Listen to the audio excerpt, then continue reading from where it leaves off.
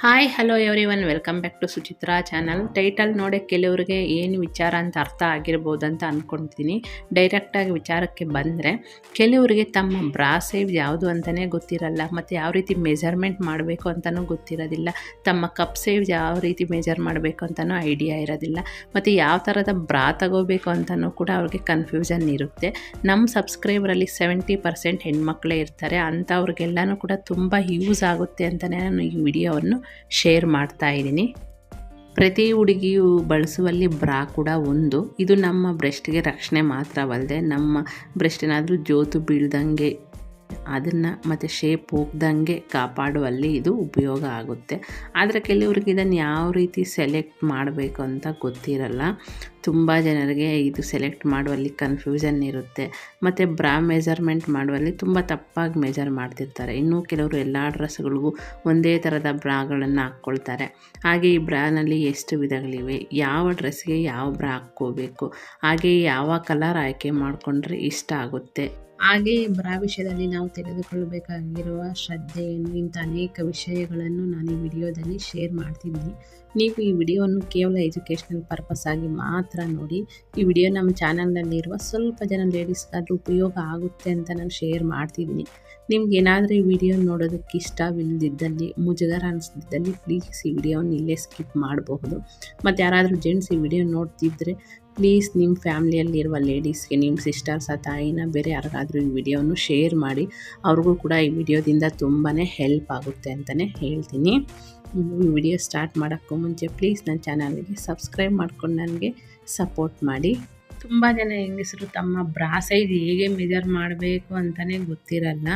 ಹೇಗೆ ಗೊತ್ತಿಲ್ಲದೆ ಏನು ಮಾಡ್ತಾರೆ ಅಂದರೆ, ಕೆಲವರಿಗೆ ಗೊತ್ತಿದ್ದರೂ ಕೂಡ ನಾಚಿಕೆ ಪಡ್ಕೊಂಡು ಶಾಪ್ಗೆ ಹೋಗ್ಬಿಟ್ಟು ಯಾವುದೋ ಒಂದು ತಗೋಬಿಡೋಣ ಅಂತ ಹೇಳ್ಬಿಟ್ಟು ಯಾವುದೋ ಒಂದು ತಗೋಬಿಡ್ತಾರೆ. ಹಾಗೆ ತುಂಬ ಮಹಿಳೆಯರು ಏನು ಮಾಡ್ತಾರೆ ಅಂದರೆ, ಬ್ರಾ ವಿಚಾರದಲ್ಲಿ ಮಾಡೋ ತಪ್ಪೇನೆಂದರೆ, ಬ್ರಾ ಕಪ್ ಸೈಜ್ ಸರಿಯಾಗಿ ತಗೊಳ್ಳದೇ ಇರೋದು. ಬ್ರಾ ಕೆಳಗಡೆ ಏನಾದರೂ ನಿಮಗೆ ಜಾಗ ಟೈಟಾಗಿದ್ದರೆ ಅದು ನೀವು ಕರೆಕ್ಟ್ ಸೈಜ್ ಆಗಿರೋ ಬ್ರಾ ತಗೊಂಡಿಲ್ಲ ಅಂತಲೇ ಅರ್ಥ. ಅಂದರೆ ಅದು ನಿಮ್ಮ ಅಳತೆ ಬ್ರಾ ಅಲ್ಲ ಅಂತ ಅರ್ಥ. ಹಂಗೆ ನಮಗೇನಾದರೂ ಬ್ರಾ ಸ್ಟ್ರಾಪ್ಸ್ ಭುಜದ ಮೇಲೆ ಏನಾದರೂ ನಮಗೆ ಟೈಟಾಗಿ ಇಟ್ಕೊತಾ ಇದ್ದರೆ ಏನಾಗುತ್ತೆ ಅಂದರೆ, ನಮಗೊಂಥರ ಟೈಟಾಗಿ ಇಟ್ಕೊಂಡ್ಬಿಟ್ಟು ಆ ಸ್ಟ್ರಾಪ್ಸ್ ಅನ್ನೋದು ಕೆಳಗಡೆ ಎಳಿತಾ ಇರುತ್ತೆ. ಇದರಿಂದ ಏನಾಗುತ್ತೆ ನಮಗೆ ಅಂದರೆ, ಆ ಬ್ರಾ ಯಾವಾಗ ಬಿಚ್ಚೋಣ ಅಂತ ಅನ್ನಿಸ್ತಾನೆ ಇರುತ್ತೆ. ಆ ಫೀಲಿಂಗ್ ಇದ್ದರೂ ಕೂಡ ನಮಗೆ ಅಂಥರ ಬ್ರಾಗಳನ್ನು ನಾವು ಖಂಡಿತವಾಗಿ ಹಾಕ್ಕೋಬಾರ್ದು. ಆ ಟೈಟಾಗಿರೋ ಬ್ರಾ ಹಾಕ್ಕೊಂಡ್ರೆ ಏನಾಗುತ್ತೆ ಅಂದರೆ, ಬ್ರೆಸ್ಟ್ ಕ್ಯಾನ್ಸರ್ ಬರೋ ಚಾನ್ಸ್ ಕೂಡ ತುಂಬಾ ಇರುತ್ತೆ. ಹಾಗಾಗಿ ನಾವು ಬ್ರಾ ಸೈಜನ್ನು ತಿಳ್ಕೊಳ್ಳೋದು ತುಂಬಾ ಇಂಪಾರ್ಟೆಂಟು. ಮೊದಲಿಗೆ ನಾವು ಬ್ರಾ ಸೈಜನ್ನು ತಿಳ್ಕೊಳ್ಳೋಕ್ಕೂ ಮುಂಚೆ ಬ್ರಾ ಸೈಜನ್ನು ಯಾವ ರೀತಿ ತಿಳ್ಕೊಬೇಕು ಯಾವ ರೀತಿ ಮೆಜರ್ ಮಾಡಬೇಕು ಅಂತ ಫಸ್ಟ್ ತಿಳ್ಕೊಳ್ಳೋಣ. ಈಗ ನಾವು ಬಸ್ಟ್ ಸೈಜು ಮತ್ತು ಬ್ಯಾಂಡ್ ಸೈಜು ಮತ್ತು ಕಪ್ ಸೈಜ್ ಯಾವುದು ಅಂತ ತಿಳ್ಕೊಳ್ಳೋಣ. ಇದನ್ನು ತಿಳ್ಕೊಬೇಕಂದ್ರೆ ನಾವು ಮೆಜರ್ ಮಾಡಬೇಕು. ಮೆಜರ್ ಮಾಡೋ ಅಂಥ ಟೈಮಲ್ಲಿ ನಾವು ಪ್ಯಾಡೆಡ್ ಬ್ರಾನ ಹಾಕ್ಕೊಳ್ಳೋ ಬದಲಿಗೆ ನಾನ್ ಪ್ಯಾಡೆಡ್ ಬ್ರಾ ಹಾಕ್ಕೊಂಡ್ರೆ ನಿಮಗೆ ಮೆಜರ್ಮೆಂಟ್ ಅನ್ನೋದು ಕರೆಕ್ಟಾಗಿ ಸಿಗುತ್ತೆ. ಮತ್ತು ಕೂತ್ಕೊಂಡು ಮೆಜರ್ ಮಾಡ್ಕೋಬಾರ್ದು, ನಿಂತ್ಕೊಂಡು ಸ್ವಲ್ಪ ಮುಂದಕ್ಕೆ ಬಾಗ್ದಂಗೆ ಮಾಡಿ ಆ ರೀತಿ ಮೆಜರ್ ಮಾಡಿಕೊಂಡ್ರೆ ನಿಮಗೆ ಕರೆಕ್ಟ್ ಸೈಜ್ ಅನ್ನೋದು ಸಿಗುತ್ತೆ. ಇಲ್ಲಿ ನಾನು ಹೇಳ್ದಂಗೆ ಬಸ್ಟ್ ಸೈಜು, ಬ್ಯಾಂಡ್ ಸೈಜು ಮತ್ತು ಕಪ್ ಸೈಜ್ ಯಾವ ರೀತಿ ತಿಳ್ಕೊಳ್ಳೋದು ಅಂತ ಈಗ ನೋಡೋಣ. ಈಗ ಒಂದು ಟೇಪನ್ನು ತಗೊಂಡು ನಾನು ಇಲ್ಲಿ ಪಿಕ್ಚರ್ ಹಾಕಿದ್ದೀನಲ್ಲ, ಆ ರೀತಿ ಬಸ್ಟ್ ಸೈಜನ್ನು ನಾವು ಫಸ್ಟು ತಿಳ್ಕೊಳ್ಳೋಣ. ಈ ರೀತಿ ಸರ್ಕಲ್ ಶೇಪ್ನಲ್ಲಿ ನೀಟಾಗಿ ಈ ರೀತಿ ನಾವು ಮೆಜರ್ ಮಾಡ್ಕೊಳ್ಳೋಣ.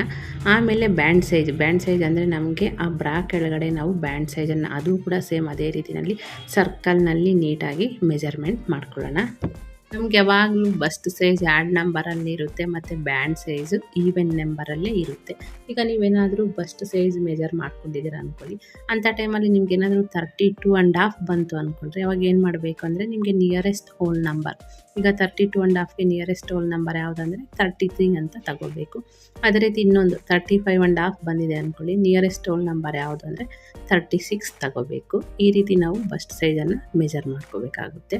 ಈಗ ಅದೇ ರೀತಿ ಬ್ಯಾಂಡ್ ಸೈಜಿಗೆ ಏನಾದರೂ ನಿಮಗೆ 30.5 ಬಂದಿದೆ ಅಂದ್ಕೊಳ್ಳಿ, ಅದರಲ್ಲೂ ಕೂಡ ನೀವು ನಿಯರೆಸ್ಟ್ ಈವೆನ್ ನಂಬರನ್ನೇ ತಗೋಬೇಕು.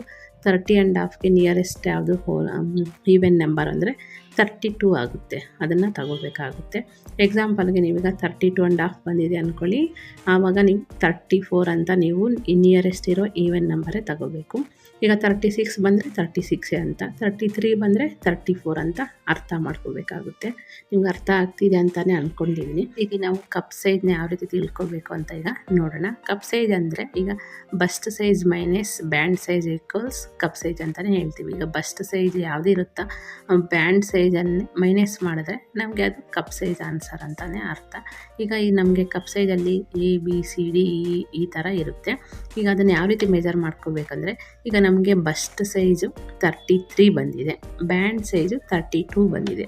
ಆವಾಗ ನಮಗೆ ಕಪ್ ಸೈಜ್ ಏನು ಅಂದರೆ 1 ಅಂದರೆ ಅದರ ಅರ್ಥ A. ಈಗ ಬ್ಯಾಂಡ್ ಸೈಜ್ ಬಸ್ಟ್ ಸೈಜ್ ಬಂದುಬಿಟ್ಟು 36 ಬಂದಿದೆ, ಬ್ಯಾಂಡ್ ಸೈಜ್ ಬಂದುಬಿಟ್ಟು 34 ಬಂದಿದೆ. ಈಗ 36 ಮೈನಸ್ 34 ಅಂದರೆ 2 ಅಂದರೆ ಅದರ ಅರ್ಥ B, ಕಪ್ ಸೈಜ್ ನಿಮ್ಮದು B ಅಂತ. ಈಗ 39 ಬಸ್ಟ್ ಸೈಜ್ ಬಂದಿದೆ, 36 ಬ್ಯಾಂಡ್ ಸೈಜ್ ಬಂದಿದೆ. ಈಗ 39 ಮೈನಸ್ 36 ಅಂದರೆ ನಿಮಗೆ 3 ಆಗುತ್ತೆ. 3 ಅಂದರೆ C, ನಿಮ್ಮ ಕಪ್ ಸೈಜು C ಅಂತ ಅರ್ಥ. ಅದೇ ರೀತಿ 38 ಬಂದು ಬಸ್ಟ್ ಸೈಜು, 34 ಬಂದು ಬ್ಯಾಂಡ್ ಸೈಜು. ಈಗ 38 ಮೈನಸ್ 34 ಮಾಡಿದ್ರೆ 4 ಬರುತ್ತೆ, 4 ಅಂದರೆ D. ಈ ರೀತಿ ನಾವು ಕಪ್ ಸೈಜ್ನ ಅಳತೆ ಮಾಡ್ಕೋಬೇಕು. 1 ಅಂದರೆ A, 2 ಅಂದರೆ B, 3 ಅಂದರೆ C, 4 ಅಂದರೆ D, 5 ಅಂದರೆ E ಮತ್ತು 6 ಅಂದರೆ F. ಈ ರೀತಿ ನಾವು ಕೌಂಟ್ ಮಾಡ್ತಾ ಹೋಗ್ತಾಯಿದ್ರೆ ನಮ್ಮ ಕಪ್ ಸೈಜ್ ಅನ್ನೋದು ಸಿಗುತ್ತೆ. ಈಗ ನಿಮಗೆ ಅರ್ಥ ಆಗಿದೆ ಅಂತಲೇ ಅಂದ್ಕೊಂಡಿದ್ದೀನಿ. ಈ ರೀತಿ ನಾವು ಅಳತೆ ಮಾಡ್ಕೋಬೇಕು. ಆದರೆ ಈ ಥರ ಅಳತೆ ಮಾಡುವಾಗ ಕೆಲವರಿಗೆ ಕನ್ಫ್ಯೂಸ್ ಆಗುತ್ತೆ. ಆ ರೀತಿ ಕನ್ಫ್ಯೂಸ್ ಆಗದೆ ನಮಗೇನಾಗುತ್ತೆ ಅಂದರೆ ಈಗ ಆನ್ಲೈನ್ ಸೈಟಲ್ಲಿ ಕೆಲವೊಂದು ಆನ್ಲೈನ್ ಸೈಟ್ಗಳಲ್ಲಿ ಬ್ರಾ ಮೆಜರ್ಮೆಂಟ್ ಅನ್ನೋದು ಈಸಿಯಾಗಿ ಕ್ಯಾಲ್ಕುಲೇಟ್ ಮಾಡ್ಕೋಬಹುದು. ಅದೊಂದು ಆಪ್ಷನ್ ಅನ್ನೋದು ಇದೆ. ನಮ್ಮ ಚೆಸ್ಟ್ ಸೈಜು ಬ್ರೆಸ್ಟ್ ಸೈಜನ್ನು ನಾವು ಕರೆಕ್ಟಾಗಿ ಎಂಟರ್ ಮಾಡಿದ್ರೆ ಸಾಕು, ನಮಗೆ ನಮ್ಮ ಬ್ರಾ ಸೈಜ್ ಅನ್ನೋದು ತೋರಿಸುತ್ತೆ, ಕರೆಕ್ಟಾಗಿ ಕೂಡ ಅದು ತೋರಿಸುತ್ತೆ. ಅದರಿಂದ ನಾವು ಉಪಯೋಗಿಸ್ಕೊಂಡು ನಾವು ನಮ್ಮ ಬ್ರೆಸ್ಟ್ ಸೈಜ್ಗೆ ತಕ್ಕ ಬ್ರಾನು ನಾವು ಈಸಿಯಾಗಿ ಸೆಲೆಕ್ಟ್ ಮಾಡ್ಕೊಂಡು ತಗೋಬಹುದು. ನಿಮಗೆ ತೋರಿಸೋದಕ್ಕೆ ಕೆಲವು ಬ್ರಾಗಳನ್ನು ನಾನೀಗ ತರಿಸಿದ್ದೀನಿ. ಮುಖ್ಯವಾಗಿ ನಾನು ಇವತ್ತು ನಿಮಗೆ ತೋರಿಸುವ ಬ್ರಾಗಳನ್ನು ನಾನು shaive.comನಿಂದ ಆರ್ಡರ್ ಮಾಡಿದ್ದೀನಿ. shaive.com ಈಸಿಯಾಗಿ ಬ್ರಾ ಸೈಜ್ನ ಕ್ಯಾಲ್ಕುಲೇಟ್ ಮಾಡ್ಬೋದು. ಆದರೆ ಇಂಥ ಸೈಜನ್ನು ಆಫ್ಲೈನ್ಗಿಂತ ಆನ್ಲೈನಲ್ಲಿ ಈಸಿಯಾಗಿ ತಿಳ್ಕೊಬೋದು. ಆದ್ದರಿಂದ ಇಂಥ ಒಳ್ಳೆಯ ವೆಬ್ಸೈಟ್ಗಳಿಗೆ, ಮುಖ್ಯವಾಗಿ shaive.com ಅಂತ ವೆಬ್ಸೈಟ್ಗಳಲ್ಲಿ ನೀವು ಬ್ರಾ ಮೆಜರ್ಮೆಂಟ್ ತಗೊಳ್ಳೋದಕ್ಕೆ ಒಳ್ಳೆಯ ಸದುಪಯೋಗ, ತುಂಬ ಚೆನ್ನಾಗಿದೆ. ಕೆಲವು ಹುಡುಗಿರು ಎಲ್ಲ ಡ್ರೆಸ್ಗಳು ಕೂಡ ಒಂದೇ ಥರದ ಬ್ರಾಗಳನ್ನು ಹಾಕ್ಕೊಡ್ತಾರೆ. ಎಲ್ಲನೂ ಸೇಮ್ ಬ್ರಾನೇ ಅಲ್ವಾ, ಅದರಲ್ಲಿ ಏನು ವ್ಯತ್ಯಾಸ ಆಗುತ್ತೆ, ಎಲ್ಲ ಒಂದೇ ಥರನೇ ಕಾಣಿಸುತ್ತೆ ಅಂತ ಅಂದ್ಕೊಂಡಿರ್ತಾರೆ. ಆದರೆ ಅದು ತಪ್ಪು. ಈಗ ನಾವು ಸಂದರ್ಭಾನುಸಾರವಾಗಿ ಆ ಬಟ್ಟೆಗೆ ತಕ್ಕನಾಗೆ ನಾವು ಬ್ರಾಗಳನ್ನು ಹಾಕ್ಕೋಬೇಕು ಅಂತ ಗೊತ್ತಿರಬೇಕು. ನೀವು ಕರೆಕ್ಟಾದ ಬ್ರಾ ಹಾಕ್ಕೊಂಡ್ರೆ ನಿಮ್ಮ ಅಂದ ಹೆಚ್ಚೋದೇ ಅಲ್ಲದೆ ನಿಮ್ಮ ಆತ್ಮವಿಶ್ವಾಸ ಕೂಡ ಹೆಚ್ಚುತ್ತೆ. ಬ್ರಾಗಳು ತುಂಬಾ ಇದೆ, ಆದರೆ ಅದನ್ನು ಸಂದರ್ಭಾನುಸಾರವಾಗಿ ಅವುಗಳನ್ನು ನಾವು ಹಾಕ್ಕೊಂಡ್ರೆ ನಿಮ್ಗೆ ಇನ್ನೂ ಒಳ್ಳೆ ಲುಕ್ ಅನ್ನೋದು ಬರುತ್ತೆ. ಈಗ ನಾವು ಬ್ರಾನಲ್ಲಿ ಎಷ್ಟು ವಿಧದ ಬ್ರಾಗಳಿವೆ ಅಂತ ತಿಳಿದುಕೊಳ್ಳೋಣ. ಫಸ್ಟ್ ಬಂದುಬಿಟ್ಟು ಟೀ ಶರ್ಟ್ ಬ್ರಾ. ಇದು ನೀವು ಟೀ ಶರ್ಟ್ ಹಾಕ್ಕೊಂಡಾಗ ಈ ಬ್ರಾನ್ನ ಹಾಕ್ಕೊಂಡ್ರೆ ನಿಮಗೆ ಟೀ ಶರ್ಟ್ನಲ್ಲಿ ಒಳ್ಳೆ ಶೇಪ್ ಕೊಡುತ್ತೆ ನಮಗೆ. ಮತ್ತು ಇದು ಒಂದು ಲೈಟ್ ಪ್ಯಾಡೆಡ್ ಕೊಟ್ಟಿರ್ತಾರೆ, ತುಂಬ ಹೆವಿಯಾಗಿರೋದಿಲ್ಲ. ನಾವು ಟೀ ಶರ್ಟ್ ಹಾಕ್ಕೊಂಡಿರುವಾಗ ಕೆಲವರಿಗೆ ಅಬ್ಸರ್ವ್ ಮಾಡಿದರೆ ಗೊತ್ತಾಗಿರುತ್ತೆ, ಸ್ವಲ್ಪ ನಮಗೆ ಆ ನಿಪ್ಪಲ್ ಅನ್ನೋದು ಕಾಣಿಸೋ ರೀತಿ ಇರುತ್ತೆ ನಾರ್ಮಲ್ ಬ್ರಾ ಹಾಕ್ಕೊಂಡ್ರೆ. ಆದರೆ ನೀವು ಈ ಟೀ ಶರ್ಟ್ ಬ್ರಾ ಹಾಕ್ಕೊಂಡ್ರೆ ನಿಮಗೆ ಆ ಥರ ಫೀಲಿಂಗ್ ಇರೋದಿಲ್ಲ. ಮತ್ತು ನೆಕ್ಸ್ಟ್ ಬಂದುಬಿಟ್ಟು ಪ್ಯಾಡೆಡ್ ಬ್ರಾ. ಇದು ನಮ್ಮ ಪ್ಯಾಡೆಡ್ ಬ್ರಾ ಹಾಕ್ಕೊಳ್ಳೋದ್ರಿಂದ ನಮ್ಗೆ ಒಳ್ಳೆ ಶೇಪ್ ಅನ್ನೋದು ಕೊಡುತ್ತೆ. ಮತ್ತು ಯಾರಿಗಾದ್ರೂ ನಿಮಗೆ ಬ್ರೆಸ್ಟ್ ಸೈಜ್ ಅನ್ನೋದು ಚಿಕ್ಕದಾಗಿದ್ದರೆ ಅಂಥವ್ರು ಈ ಪ್ಯಾಡೆಡ್ ಬ್ರಾನ ಯೂಸ್ ಮಾಡಿ. ತುಂಬ ಚೆನ್ನಾಗಿ ನಿಮಗೆ ಶೇಪ್ ಅನ್ನೋದು ಇನ್ನೂ ಸ್ವಲ್ಪ ಹೆಚ್ಚದಾಗಿ ಕಾಣಿಸಿ ನಿಮಗೆ ಒಳ್ಳೆ ಲುಕ್ ಅನ್ನೋದು ಕೊಡುತ್ತೆ. ಇದು ಸಿಲ್ಕು, ಕಾಟನ್ನು, ಯಾವ ಥರದ ಡ್ರೆಸ್ಗಳಾದರೂ ಕೂಡ ಹಾಕ್ಕೋಬೋದು. ಸೀರೆಗೂ ಕೂಡ ತುಂಬಾ ಚೆನ್ನಾಗಿರುತ್ತೆ ಪ್ಯಾಡೆಡ್ ಬ್ರಾ ಅನ್ನೋದು. ನೆಕ್ಸ್ಟ್ ಮಿನಿಮೈಸರ್ ಬ್ರಾ ಅಂದರೆ ನಿಮ್ಗೆ ಯಾರಿಗಾದರೂ ಬ್ರೆಸ್ಟ್ ಸೈಜ್ ಅನ್ನೋದು ತುಂಬ ಹೆವಿ ಆಗಿದ್ದರೆ ಅಂಥವರು ಇದನ್ನು ಚಾಯ್ಸ್ ಮಾಡ್ಕೊಳ್ಳಿ, ತುಂಬಾ ಚೆನ್ನಾಗಿರುತ್ತೆ. ನಿಮಗೆ ಹೆವಿ ಬ್ರೆಸ್ಟ್ ಇರೋ ಅಂಥವ್ರು ಈ ಥರ ಬ್ರಾಗಳನ್ನು ಹಾಕ್ಕೊಳ್ಳೋದ್ರಿಂದ ಏನಾಗುತ್ತೆ ಅಂದರೆ ನಿಮ್ಮ ಬ್ರೆಸ್ಟ್ ಸೈಜನ್ನು ಕಡಿಮೆ ಮಾಡಿ ಒಳ್ಳೆ ಲುಕ್ ಅನ್ನೋದು ಕೊಡುತ್ತೆ. ಮತ್ತು ನೋಡೋದಕ್ಕೂ ಕೂಡ ತುಂಬ ಚೆನ್ನಾಗಿ ಕಾಣಿಸುತ್ತೆ, ನಿಮಗೆ ತುಂಬ ಕಂಫರ್ಟ್ ಫೀಲ್ ಆಗುತ್ತೆ. ಹೆವಿ ಬ್ರೆಸ್ಟ್ ಇರೋ ಅಂಥವ್ರಿಗೆ ಬ್ರಾ ಹಾಕ್ಕೊಂಡ್ರೆ ಇದು ಬ್ರೆಸ್ಟ್ನ ಲಿಫ್ಟ್ ಮಾಡಿಬಿಟ್ಟು ಮಿನಿಮೈಸ್ ಮಾಡುತ್ತೆ, ಒಳ್ಳೆ ಲುಕ್ ಕಾಣಿಸುತ್ತೆ. ಅದರಿಂದ ಇದನ್ನು ಹೈ ಸಪೋರ್ಟರ್ ಬ್ರಾ ಅಂತ ಕೂಡ ಕರೀತಾರೆ. ನೆಕ್ಸ್ಟ್ ರಿಮೂವಬಲ್ ಪ್ಯಾಡೆಡ್ ಬ್ರಾ. ಇದರಲ್ಲಿ ಈ ಬ್ರಾನಲ್ಲಿ ನಮಗೆ ಪ್ಯಾಡ್ ಅನ್ನೋದು ಕೊಟ್ಟಿರ್ತಾರೆ. ನಿಮಗೆ ಬೇಕು ಅಂದಾಗ ಪ್ಯಾಡ್ ಹಾಕ್ಕೊಂಡು ಯೂಸ್ ಮಾಡ್ಬೋದು. ಬೇಡ ಅಂದಾಗ ಪ್ಯಾಡನ್ನು ರಿಮೂವ್ ಮಾಡಿಬಿಟ್ಟು ನಾರ್ಮಲ್ ಬ್ರಾ ರೀತಿ ಇದನ್ನು ಯೂಸ್ ಮಾಡ್ಬೋದು. ಅದರಿಂದ ಇದನ್ನು ರಿಮೂವಬಲ್ ಪ್ಯಾಡೆಡ್ ಅಂತಾರೆ. ನೆಕ್ಸ್ಟ್ ಬಂದುಬಿಟ್ಟು ಸಿಲಿಕಾನ್ ಪ್ಯಾಡಿಂಗ್. ಅಂದರೆ ಇದನ್ನು ನಾವು ನಮ್ಮ ಕಡೆ ಇದನ್ನು ಅಷ್ಟಾಗಿ ಯೂಸ್ ಮಾಡಲ್ಲ. ಜಾಸ್ತಿ ಫ್ಯಾಷನ್ನಲ್ಲಿ ಮತ್ತು ಆ ಥರ ಫ್ಯಾಷನಬಲ್ ಆಗಿರೋ ಅಂಥವರು ಯೂಸ್ ಮಾಡ್ತಾರೆ. ಇದನ್ನು ನಮ್ಮ ಸ್ಕಿನ್ ಮೇಲೆ ಇಟ್ಕೊಂಡ್ರೆ ಇದು ನಮ್ಮ ಸ್ಕಿನ್ಗೆ ಅಂಟ್ಕೊಂಡಂಗೆ ಟೈಟಾಗಿ ಕುತ್ಕೊಬಿಡುತ್ತೆ. ಇದಕ್ಕೆ ಸ್ಟ್ರಾಪ್ಸು ಏನೂ ಕೂಡ ಇರೋದಿಲ್ಲ, ಜಸ್ಟ್ ಅಂಟ್ಕೊಬಿಡುತ್ತೆ ಅಷ್ಟೇ ನಮ್ಮ ಸ್ಕಿನ್ಗೆ. ನೆಕ್ಸ್ಟ್ ನರ್ಸಿಂಗ್ ಬ್ರಾ ಅಂದರೆ ಯಾರಿಗೂ ಗೊತ್ತಿರುತ್ತೆ. ಫೀಡಿಂಗ್ ಮದರ್ಸ್ ಯಾರಾದರೂ ಇದ್ದರೆ ಅಂಥವರು ಈ ರೀತಿಯ ಬ್ರಾಗಳನ್ನು ಯೂಸ್ ಮಾಡ್ತಾರೆ. ಫೀಡಿಂಗ್ ಕೊಡೋ ಅಂಥ ಟೈಮಲ್ಲಿ ಅದನ್ನು ಓಪನ್ ಮಾಡಿ ಫೀಡಿಂಗ್ ಕೊಟ್ಟು ಮತ್ತು ಅದನ್ನು ಕ್ಲೋಸ್ ಮಾಡೋ ರೀತಿ ಇರುತ್ತೆ. ಇದನ್ನು ನರ್ಸಿಂಗ್ ಬ್ರಾ ಅಂತಾರೆ. ನೆಕ್ಸ್ಟ್ ಬಂದುಬಿಟ್ಟು ಸ್ಪೋರ್ಟ್ಸ್ ಬ್ರಾ. ಈಗ ಡೈಲಿ ಜಿಮ್ಗೆ ಹೋಗೋ ಅಂಥವರು ಮತ್ತು ಯಾವುದಾದ್ರೂ ಗೇಮ್ನಲ್ಲಿ ಪಾರ್ಟಿಸಿಪೇಟ್ ಮಾಡಿ ಡೈಲಿ ಪ್ರಾಕ್ಟೀಸ್ ಮಾಡ್ತಿರ್ತಾರಲ್ಲ ಅಂಥವರೆಲ್ಲ ಈ ರೀತಿಯ ಸ್ಪೋರ್ಟ್ಸ್ ಬ್ರಾ ಹಾಕ್ಕೊಂಡ್ರೆ ತುಂಬ ಒಳ್ಳೆಯದು. ನೀವು ಸ್ಪೋರ್ಟ್ಸ್ ಬ್ರಾ ಅಲ್ಲದೆ ನಾರ್ಮಲ್ ಬ್ರಾ ಏನಾದರೂ ಹಾಕ್ಕೊಂಡ್ರೆ ಏನಾಗುತ್ತೆ ಅಂದರೆ ನಿಮಗೆ ಬೆನ್ನೋವು ಬರೋದು ಮತ್ತು ನಿಮ್ಮ ಚರ್ಮದಲ್ಲಿ ಕೆಲವೊಂದು ಸಮಸ್ಯೆಗಳು ಕಾಣಿಸುತ್ತೆ. ಮುಖ್ಯವಾಗಿ ಇದನ್ನು ವ್ಯಾಯಾಮ ಮಾಡುವಾಗ ಮತ್ತು ಯಾವುದಾದ್ರೂ ಗೇಮ್ಸ್ನಲ್ಲಿ ಪಾರ್ಟಿಸಿಪೇಟ್ ಮಾಡುವಾಗ ಈ ಬ್ರಾವನ್ನು ಕಂಪಲ್ಸರಿ ಹಾಕ್ಕೊಂಡ್ರೆ ನಿಮಗೆ ಒಳ್ಳೆ ಲುಕ್ಕು ಕೊಡುತ್ತೆ ಮತ್ತು ಒಳ್ಳೆ ಕಂಫರ್ಟ್ ಫೀಲ್ ಅನ್ನೋದು ಇರುತ್ತೆ. ನೆಕ್ಸ್ಟ್ ಬಂದುಬಿಟ್ಟು ಸ್ಟ್ರಾಪ್ಲೆಸ್ ಬ್ರಾ. ಅಂದರೆ ಇದರ ಹೆಸರಲ್ಲಿ ಇರುವಂತೆ ಇದಕ್ಕೆ ಸ್ಟ್ರಾಪ್ಸ್ ಅನ್ನೋದು ಇರೋದಿಲ್ಲ. ಇದನ್ನು ನೀವು ಯಾವುದಾದ್ರೂ ಸ್ಟ್ರಾಪ್ಲೆಸ್ ಡ್ರೆಸ್ಗಳು ಹಾಕ್ಕೊಂಡಾಗ ಈ ಬ್ರಾನ್ನ ಹಾಕ್ಕೊಂಡ್ರೆ ತುಂಬ ಚೆನ್ನಾಗಿರುತ್ತೆ. ಈಗ ನೀವು ಈ ಬ್ರಾನು ತಗೊಳ್ಳೋ ಅಂಥ ಟೈಮಲ್ಲಿ ಹಿಂದೆ ಪಟ್ಟಿ ಇರುತ್ತಲ್ಲ ಅದು ಅಗಲವಾಗಿರುವಂತೆ ನೋಡ್ಕೊಳ್ಳಿ. ಆ ರೀತಿ ಇದ್ದರೆ ನಮಗೆ ಬ್ರಾ ಸರಿಯಾಗಿ ಅದೇ ಪ್ಲೇಸಲ್ಲಿ ಅಂದರೆ ಆ ಸ್ಥಾನದಲ್ಲಿ ಚೆನ್ನಾಗಿ ಫಿಟ್ಟಿಂಗ್ ಆಗಿ ಚೆನ್ನಾಗಿರುತ್ತೆ. ಯಾಕಂದರೆ ನಮಗೆ ಸಪೋರ್ಟಾಗಿ ಅಲ್ಲಿ ಸ್ಟ್ರಾಪ್ಸ್ ಅನ್ನೋದು ಇರೋದಿಲ್ಲ, ಹಾಗಾಗಿ ನಮಗೆ ಪಟ್ಟಿ ಅನ್ನೋದು ಅಗಲವಾಗಿದ್ದರೆ ಅದು ಒಳ್ಳೆ ಫಿಟ್ಟಿಂಗಲ್ಲಿ ಕೂತ್ಕೊಂಡಿರುತ್ತೆ. ಪುಷಪ್ ಬ್ರಾ. ಇದು ಬಂದುಬಿಟ್ಟು ಟೀನೇಜ್ ಗರ್ಲ್ಸ್ ನಿಮಗೇನಾದರೂ ನಿಮ್ಮ ಶೇಪ್ ಚೆನ್ನಾಗಿ ಕಾಣಬೇಕು ಅಂದ್ಕೊಂಡ್ರೆ ಈ ಬ್ರಾ ತಗೊಳ್ಳಿ. ಇದರಲ್ಲಿ ನಮಗೆ ನೆಟ್ಟೆಡ್ ಕಪ್ ಇರುತ್ತೆ ಮತ್ತು ಒಳ್ಳೆ ಡಿಸೈನ್ಸು, ಪ್ರಿಂಟು, ಲೇಸ್ ವರ್ಕು ಎಲ್ಲದರಲ್ಲೂ ಕೂಡ ಬರುತ್ತೆ. ಮುಖ್ಯವಾಗಿ ಇದು ವೈರ್ಲೆಸ್ ಕೂಡ ನಮಗೆ ಬರುತ್ತೆ. ಆದ್ದರಿಂದ ಇದು ಹಾಕ್ಕೊಂಡಾಗ ನಿಮಗೆ ತುಂಬಾ ಕಂಫರ್ಟ್ ಫೀಲ್ ಕೊಡುತ್ತೆ. ನೀವು ಫುಲ್ ಡೇ ಎಲ್ಲ ಕಡೆ ಬ್ರಾ ಹಾಕ್ಕೊಂಡು ಫುಲ್ ಕಾಲೇಜಿನಲ್ಲೆಲ್ಲ ಓಡಾಡೋದು ಕೂಡ ನಿಮಗೆ ಒಳ್ಳೆ ಕಂಫರ್ಟ್ ಲುಕ್ ಅನ್ನೋದು ಕೊಡುತ್ತೆ. ಅದರಿಂದ ಇದೊಂದು ಒಳ್ಳೆ ಆಪ್ಷನ್ ಅಂತಲೇ ಹೇಳ್ತೀನಿ. ನಿಮಗೆ ತೋರಿಸೋದಕ್ಕೋಸ್ಕರ ಇವೆಲ್ಲಗಳನ್ನು ಕೂಡ ನಾನು shayaway.com ವೆಬ್ಸೈಟಲ್ಲಿ ತಗೊಂಡಿದ್ದೀನಿ. ಈಗ ಇದರಲ್ಲಿ ಒಳ್ಳೊಳ್ಳೆ ಆಫರ್ಗಳು ಕೂಡ ನಡೀತಾ ಇದೆ. ಈಗ ಬೈ 3 ಬ್ರಾಸ್ ಬಂದು 899 ಅಂದರೆ 899 ಇದೆ. ಮತ್ತು 3 ಬ್ರಾ ಇನ್ನೊಂದು ಆಫರ್ ಬಂದುಬಿಟ್ಟು 3 ಬ್ರಾ ತಗೊಂಡ್ರೆ 1199 ಅಂತಿದೆ.